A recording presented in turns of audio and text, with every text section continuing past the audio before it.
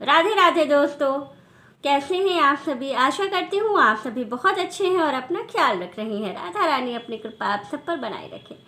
दोस्तों, अगर आप महाकुंभ स्नान करने जा रहे हैं तो सावधान हो जाइए, क्योंकि अगर आप महाकुंभ स्नान करने जा रहे हैं तो आपको वहाँ से ये 4 चीज़ें ज़रूर ज़रूर लेकर आनी हैं, तभी आपका स्नान पूर्ण माना जाएगा। नहीं तो आपका स्नान का जो पुण्य फल है वो आपको प्राप्त नहीं होगा। तो आप अगर महाकुंभ स्नान करने जा रहे हैं, त्रिवेणी संगम में स्नान करने जा रहे हैं, तो आप इन नियमों को विशेष रूप से याद रखिएगा कि आपको ये कार्य करना ही करना है, तभी आपको जो है पुण्य फल की प्राप्ति होगी, तभी आपका महाकुंभ स्नान पूर्ण माना जाएगा। वरना आपका जो महाकुंभ का स्नान है ये पूर्ण नहीं माना जाएगा। आप चाहे बसंत पंचमी पर स्नान करिए, चाहे आप मौनी अमावस्या के शाही स्नान में स्नान कीजिए, लेकिन जिसमें भी आप शाही स्नान करने जा रहे हैं तो आप ये चीज़ें याद रखिएगा कि आपको महाकुंभ स्नान करने के बाद ये कार्य करके ही वापस आना है। तो कौन कौन से वो कार्य हैं, आइए चलिए जान लेते हैं। लेकिन उससे पहले अगर अभी तक आपने चैनल को सब्सक्राइब नहीं किया है तो चैनल को सब्सक्राइब कर लीजिएगा, बेल आइकन को दबाना बिल्कुल ना भूलिएगा। वीडियो अच्छी लगे तो लाइक कीजिएगा, शेयर कीजिएगा और प्यारा सा कमेंट कर दीजिएगा। तो आइए चलिए जान लेते हैं कि महाकुंभ स्नान के लिए अगर हम मौनी अमावस्या पर जा रहे हैं या बसंत पंचमी पर जा रहे हैं तो हम क्या करें और क्या लेकर जाएं और क्या क्या लेकर आए वहाँ से। तो आइए चलिए जान लेते हैं। तो सबसे पहली चीज़ मैं बता दूं कि जब भी आप कुंभ स्नान करने जाइएगा, महाकुंभ स्नान में जब भी जाइएगा आप दोनों तिथियों में से, तो आप स्नान के बाद सबसे पहले अपने घर से दान के लिए सामान लेकर जाइएगा, क्योंकि स्नान के बाद आपको तुरंत पहले दान करना है। ठीक है, जब आप संगम से स्नान करके निकलेंगे तो आपको सबसे पहले दान करना है। तो सामान आपके पास रहेगा तो आप तुरंत वहाँ से निकालेंगे। वहाँ पे बहुत सारे पंडित जी लोग, बाबा जी लोग हैं, साधु संत हैं, उनको आप, वेद पाठी हैं वो लोग, उनको आप दान कर दीजिएगा।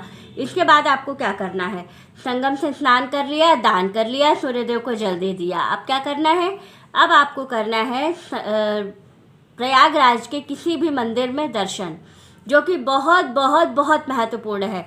प्रयागराज में अक्षयवट मंदिर है, हनुमान जी का मंदिर है और बहुत सारे मंदिर हैं। तो आप किसी में भी एक जगह दर्शन जरूर कीजिएगा, भले आपके पास समय कितना भी कम हो, लेकिन दर्शन जरूर कीजिएगा। इसके बाद आप क्या करेंगे, वहाँ से निकलेंगे तो ये 4 चीज़ जरूर लेकर के जाएंगे अपने साथ। प्रयागराज का जल यानी कि त्रिवेणी संगम का जल, गंगा जल और शिव जी की एक शिवलिंग, और एक चीज़ और है जो बहुत महत्वपूर्ण है, वो है श्री यंत्र। जब आप त्रिवेणी संगम में स्नान करके निकलें तो ये 4 चीज़ जरूर खरीदें और ये लेकर ही घर जाएं, तो ही आपका त्रिवेणी संगम का स्नान पूर्ण माना जाएगा।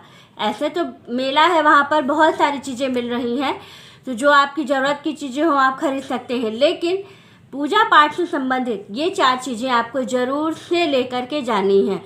और जब आप घर पहुँचिएगा तो जो त्रिवेणी संगम का जल है और जो गंगा जल है वो थोड़ा थोड़ा प्रसाद स्वरूप जरूर बांटिएगा, क्योंकि उसको बांटने से ये होगा कि जो लोग स्नान करने नहीं गए हैं उनको भी स्नान का पुण्य फल प्राप्त हो जाएगा, क्योंकि वो जो आप जल देंगे उनको तो वो अपने ऊपर मार्जन करेंगे, तो उससे उनको भी त्रिवेणी संगम के स्नान का और गंगा जल के स्नान का पूर्ण फल प्राप्त हो जाएगा। तो जितना फल उनको मिलेगा उसका आधा आपको भी मिल जाएगा। तो इसलिए आप इस चीज़ का विशेष रूप से ध्यान रखें कि ये आप अपने लिए कर रहे हैं। जो आप किसी को गंगा जल दान करेंगे, त्रिवेणी संगम का जल दान करेंगे, तो अपने लिए कर रहे हैं, क्योंकि आपको पुण्य फल की प्राप्ति होगी।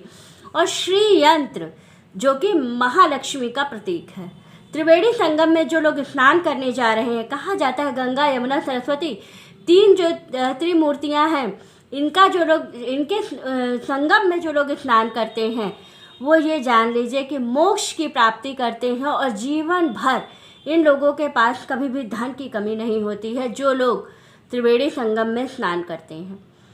तो ये चीज़, इसका जल आप हमेशा अपने घर में रखिएगा, क्योंकि ये जल खराब नहीं होता है। सादा पानी आप रखेंगे तो वो सड़ जाएगा, लेकिन त्रिवेणी संगम का जल और गंगा जल कभी खराब नहीं होता है, लाइफ टाइम आप उसको रख सकते हैं। तो आप उसको ऐसे मतलब इतना लेकर के आइएगा कि आपके पास जब तक आप दोबारा ना जाएं तब तक आपके पास वो सुरक्षित रहे। तो इतना जल आप लेकर के आइएगा कि आप बांट भी लीजिए और स्वयं के लिए उसको रख भी सकिए, जब भी लक्ष्मी जी की पूजा आती है, जैसे कि दिवाली की पूजा है, महालक्ष्मी की सरैया की पूजा है, तो उसमें क्या है कि उसमें से थोड़ा सा आप जो जल जिससे आप भगवान जी को स्नान कराने के लिए लोटे में जो जल लेते हैं, उसमें थोड़ा सा वो जल डाल करके और माँ को स्नान कराते हैं, तो ये जान लीजिए इतना पुण्यदायी है वो जल कि जीवन भर आपके पास रखा रहेगा और कभी ख़राब नहीं होगा।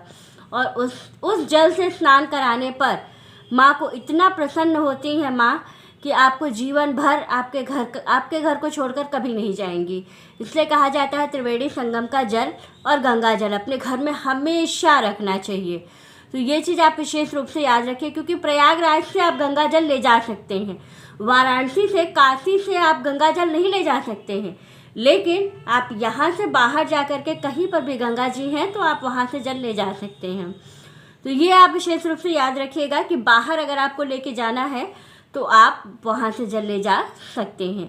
तो इस तरह से आपको करना है महाकुंभ का स्नान, और ये चीज़ें ज़रूर लेकर आनी है, तभी आपका महाकुंभ स्नान पूर्ण माना जाएगा।